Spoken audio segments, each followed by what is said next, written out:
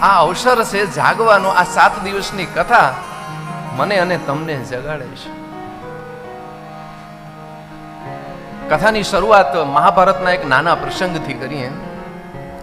જ્યારે ગુરુ દ્રોણાચાર્ય પોતાના શિષ્યોને ધનુર્વિદ્યા શીખવાડતા હોય છે. હાથમાં તીર અને કામઠો હોય છે. એક વૃક્ષ ઉપર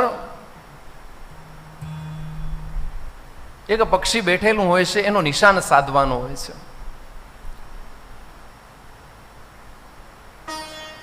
એમાં સૌથી પહેલા ભીમને બોલાવવામાં આવે છે કે ભીમ, તને શું દેખાય છે? સૌથી પહેલા તારો લક્ષ્ય ભેદન કરવાનું છે, તારું લક્ષ્ય શોધ.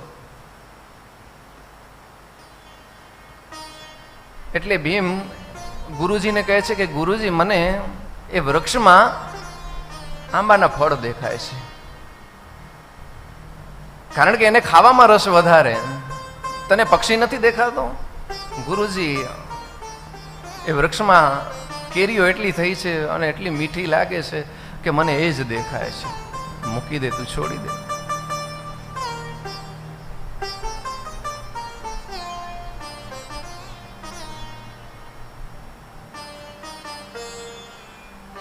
બીજા શિષ્યને બોલાવવામાં આવે છે કે સામે વૃક્ષ ઉપર તને શું દેખાય છે? તો કહે છે કે મને પક્ષી દેખાય છે.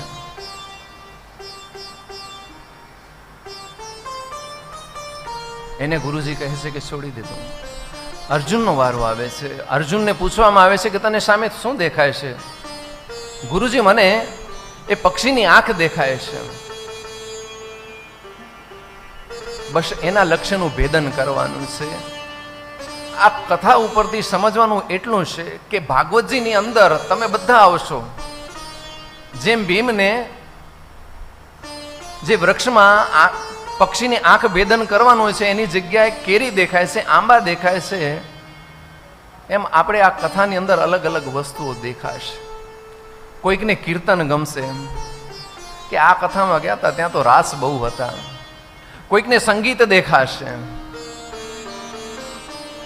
પણ અર્જુન જે છે એ શું જોશે? ફક્ત પક્ષીની આંખ, કે મારે મારા જીવને જગાડવાનું છે, આમાંથી મને જ્ઞાન શું મળે છે એ જ્ઞાન પ્રાપ્ત કરવાનું છે. તમારે સાવધાન અર્જુન જેવું રહેવાનું છે.